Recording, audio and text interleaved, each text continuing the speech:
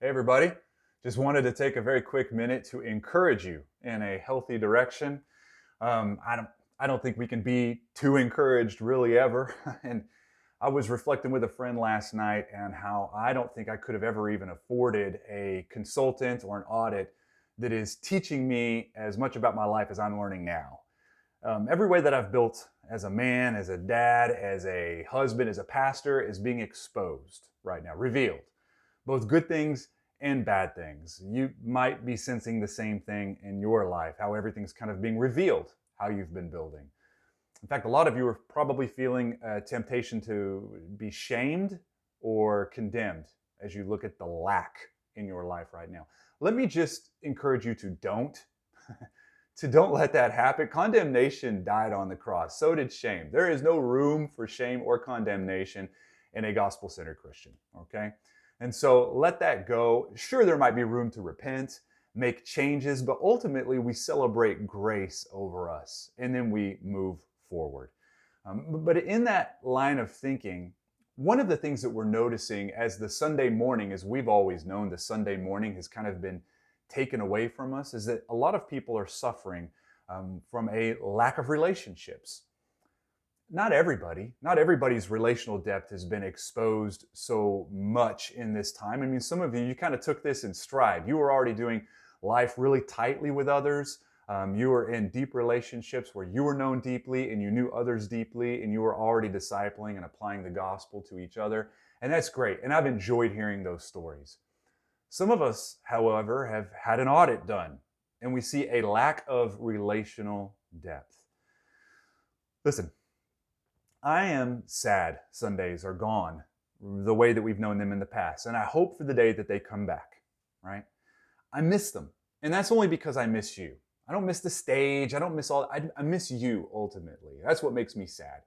But if I could be honest with you, I never really depended on the few minutes before a service and the few minutes after a service to build my relationships.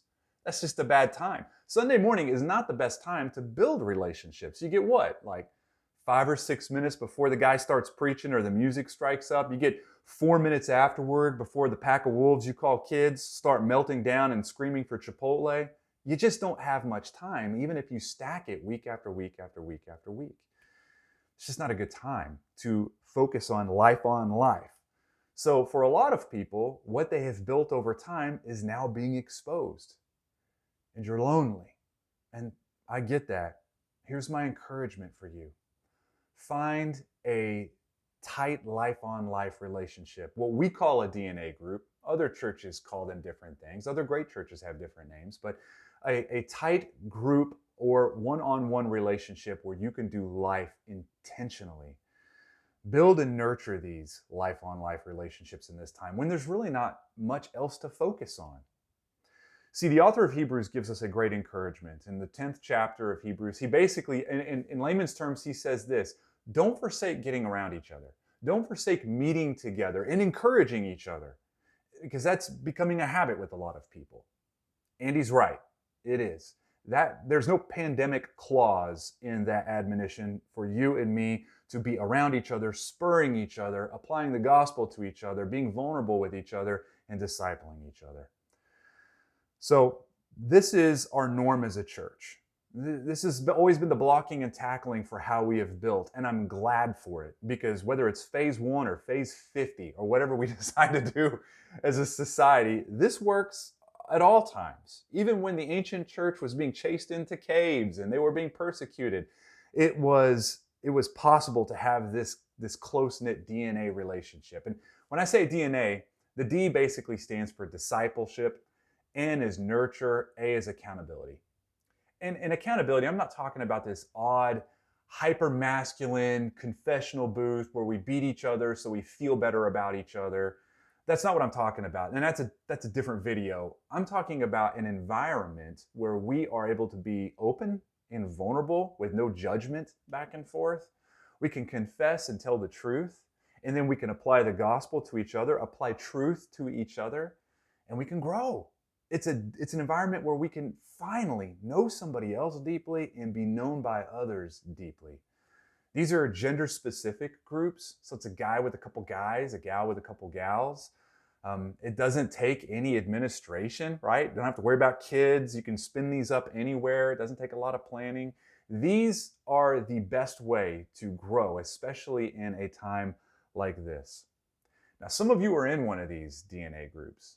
Some of you have been meaning to be in one, meaning to get around one for a while. Some of you have had no intention of being in one of these groups because of how vulnerable and how much hard work it is. But then, of course, you're lonely, right? You're lonely. So listen, friends, this is our normal for quite a while, what we're having. I mean, if you haven't noticed, pastors are having a hard time figuring out how we get back together. I mean, do we do it outside? Do we do it in a parking lot? Do we stay in our cars, out of our cars? Lawn chairs, sit on the ground, do it inside, up to 10, up to 20, thermometers, blah, blah. It is crazy what pastors are having to do, what I'm having to do, how we're all having to think to get everybody back together. But I mean, there's always a chance that we have to go back to what we're doing right now. There's going to be a yo-yo effect, I think, before we're probably done with this. But these DNA groups, which we spun up in phase 1, that can keep going. That can keep moving forward, regardless of what we're able to do as far as a big Sunday morning. So, number one reason I hear from people as to why they're not in one of these groups is because they're hard. They're hard. Hard to find, hard to get in one, hard to stay in one. And you're right. And I'm not sad about that. Of course they're hard. Of course they're hard. That's what brings it value, right? They're hard to find. They're hard to get committed to. Hard to find one that meets in the time that you want it to meet. Hard to stay in one. Hard to listen to that dude across the table. Hard to be open. Hard to be honest. Hard to be 100% honest. It's hard. But listen, if it's hard, it's perfect for the gospel. That's exactly what the author of Hebrews had in mind here. So friends, listen, if you're not in a DNA group, contact your comm group leader and they will help you get in one. If you're not in a comm group, well, go back a step, go to our website and find the little bar that says, I want to get connected. Click on it and we will work our magic and we will help you get in one. I promise you that. But this is going to be the basic foundational building block of how we move forward in the next 2, 3, 4, 5 months. Very likely. Even if we start adding services and doing different things, this will still be the cement for Legacy Church, these DNA groups right now.